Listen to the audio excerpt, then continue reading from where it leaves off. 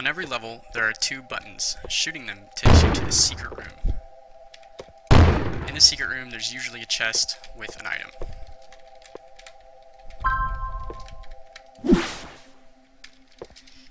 You can go back through the portal and get on top of structures that you normally would not be able to get on top of. Sometimes you can use this to your advantage to get a chest that might be usually out of reach, but sometimes just because of the placement of the buttons, you can't. Every level has a few different types of rooms. As you can see on the map by pulling up tab, the white room with the gray square in the middle is the spawn room. This room I'm heading into right now with the yellow star-shaped pattern is the item room. It'll contain a chest with an item usually. Sometimes it contains extra chests that have pickups like coins or hearts, keys. It's not guaranteed to have both. In fact, it'll usually just have one. And by the way, that chest can have an eye, a weapon, or an item, a passive item. The last type of room on each level is the end room. On the map you'll see that it has that red or pink kind of circle, and stepping into the portal that's in the middle will carry you towards this shape, and you'll go to the next level, and you'll come into the spawn level. Every spawn level past the first floor will have an item room, like I said earlier, a vending machine, like I said earlier, with weapon mods. It cannot have a vending machine with consumable items. It has to have weapon mods. Every room, except for item rooms, spawn rooms, and end rooms, will have creatures inside it. And when you first come into the room, there will be an eggs. And there's usually, anywhere from like 4, I guess, on the first few levels to up to like 6 on the last few levels towards the end of the game. You can make the enemies hatch out of their eggs by stepping on this little pad right here in the middle. Sometimes getting close enough to them will make them try and surprise you like they did just there. And sometimes you can get a mod for your pistol that makes you able to crack the eggs. Every creature has a critical point, so I just hit that creature's critical point. It does a lot more damage. Some creatures instantly die, some don't. As you can see, that guy didn't die until I hit him twice because I didn't do extra damage. Usually the critical point is an eye, or it's pretty obvious, and you can tell because it made that special sound. This guy, is the eye orbiting him, so there. As you can see, it hit him in one shot. Normally it takes about 3 or 4. Those two flying guys, one of them was hard to tell, but both of their critical points was the eye. This turret right here, every once in a while the top pops up, and you can see his critical point. There's a similar turret that's a laser turret, has a similar mechanic. It pops up, and you can only hit the critical point when it's popped up. There's a few more different types of enemies with different critical points, but for the most part, they're pretty obvious. There are 3 types of items in the game. There's activated items, passive items, and then consumable items. So the consumable items are the easiest to understand. They're just hearts, coins, keys, and ammunition. Activated items are eyes. So right now I have the dragon's eye, which shoots a fireball. For activated items, you can only have one at a time, and if you come across another one, you have to swap it out with the eye you're holding. However, passive items can stack, and you can have unlimited passive items. If you press tab on the top left-hand corner, you'll see a list of all your items and then a short description of what they do. So right now I only have one item, the fishing hook.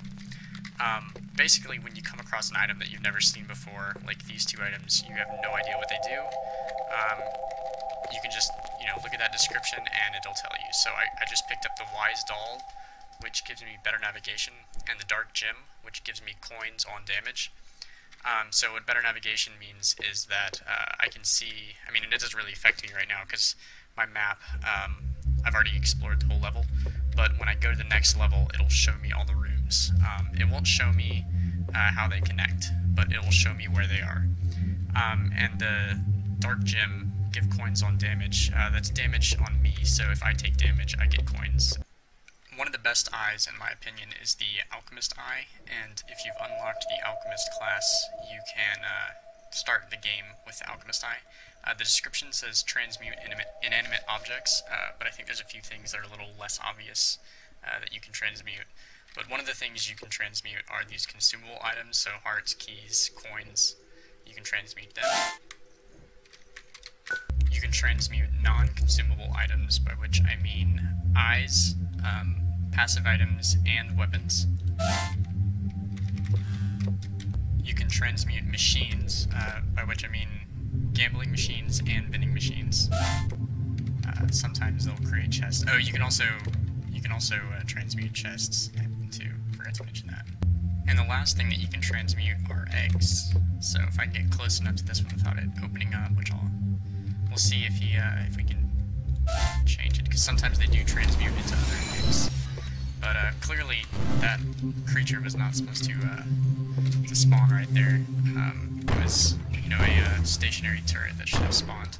And in fact, those creatures don't spawn until the end of the game. So you can see I transmuted the egg. Sometimes they transmute into other eggs. Sometimes they transmute into live creatures like it did right there. But sometimes you can get them to transmute into things like chests or, you know, maybe a vending machine or something. Occasionally throughout a level, you're going to hear beeping sounds, and what those indicate are a timer that will tell you whether or not you still have time to get the bonus chests on the next level. It's meant as like a reward for speedrunners who are just rushing through the game, not going to every room. But once the timer is out, you can't spawn a chest in the next room. And if you complete the level fast enough, which I just did, and I'll wait for the beeping. If you complete the level fast enough, then by the time you go to the next level, there will be a chest, and it'll have some coins, maybe hearts, and I'll wait for the beeping. But you'll also see a little notification with, you know, a dot dot dot, indicating how long you have. But it is not necessarily obvious what the timer means, but in just a second here you can see. Alright, so it beeps 3 times, and if you saw the little message in the corner, you could see 3 dots. Eventually the second one will show 2 dots, and the last one will show 1 dot. But if you get to the next level fast enough, you'll see a chest. And usually this chest isn't there, usually it's just the vending machine. And when you open the chest, you get a little reward. Sometimes there's a heart, sometimes there's a few more coins. I'm not really sure if it's always coins, but I do see, I mean, I've never gotten one that's just hearts, but there always seems to be a few coins, and sometimes I think there's more than 3, sometimes just 3. I'm not sure if you can get keys, but it's basically just a bonus for speedrunners, so they have some resources. Since usually you get consumable items by completing rooms, but if you're just taking the shortest path to the end room, sometimes you don't get too many, so it's a little reward. So after every room, you have a chance of getting a consumable item once you've completed it, and the way it works is your chance of getting the consumable item increases if you have completed several parameters, and there are 3 right now at least, and it's called the crown system, and you'll get 1 crown for each of the tasks you complete, and this guy's stuck. One of them is, we'll see if I can get it, but one of them is don't take damage, another is completed fast enough, and another is accurate. As you can see in the left-hand corner, I got 2 of those. I took a little too long, I guess, but the way it works is there's, like I said, 3 crowns, and with each one you get a 33% chance of getting a consumable. So I got only 2 of the 3, so I had a 66% chance of getting that coin right there. Had I gotten all 3, I would have had a 100% chance, and had I gotten none, I would have had a 0% chance. There is an item which I don't have right now, called the marked card, and once you get it, it always guarantees you to get an item at the end, regardless of how many crowns you have. But normally, you have that modifier where it's, you know, the number of crowns affects your chance of getting an item. Alright, so earlier I mentioned that there were 2 types of machines, the vending machines like this one, and the gambling machines like this one. Throughout levels, see I'm not in the spawn room, throughout levels you can find machines like this that can have consumable items like keys, health, ammo, and occasionally they will have an item or a weapon. But these kinds of machines, they can only spawn throughout the level. They cannot spawn in the spawn room, which is right here. Because after level 1, I'm on level 1 right now, after level 1, every time you spawn, there will be a vending machine, and it will not have consumable items. It will have weapon mods. It is guaranteed to have weapon mods, whereas the machines that are found outside of this room, the spawn room, they can either be this machine with consumables, or they can be weapon mod machines. The second type of machine is a gambling machine. It's pretty self-explanatory. You just pay money and gamble. And when you run out of health, or I'm sorry, when you run out of coins, which I just did right there, I'm not going to pick those up, you can see that it will consume health to gamble. So one thing I forgot to mention earlier was how items recharge. All activated items require mana, and so I just use my activated item. You can see I'm out of mana.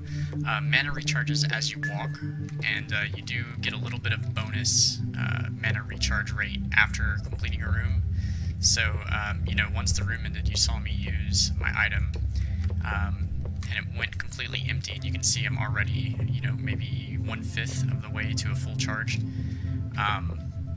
And eventually the little buff from having completed the room will wear off, and it'll go back to its normal rate, and it won't charge so fast. But as you complete rooms, it does charge itself, and it charges itself at a faster rate than if you were just walking around. But you could, you know, theoretically just walk in circles until your item was done charging, and then have your item for every single room. But that would take a really long time, so... but that is a possibility if you're about to die. Alright, something that I don't think is really all that well known is that there are 2 ways to open locked chests. The first one is pretty obvious. You just, you need a key, you walk up and you press F. But the second one, which is the one I don't think too many people know about, is you just do damage to them over time, and they will eventually open. So basically you just sit here and shoot it, and eventually it'll open. And I'll skip ahead because it takes a long time, but I'll try and remember and count how many bullets it takes. So right there, that was my second clip, so that should be 12 bullets, so I'll count.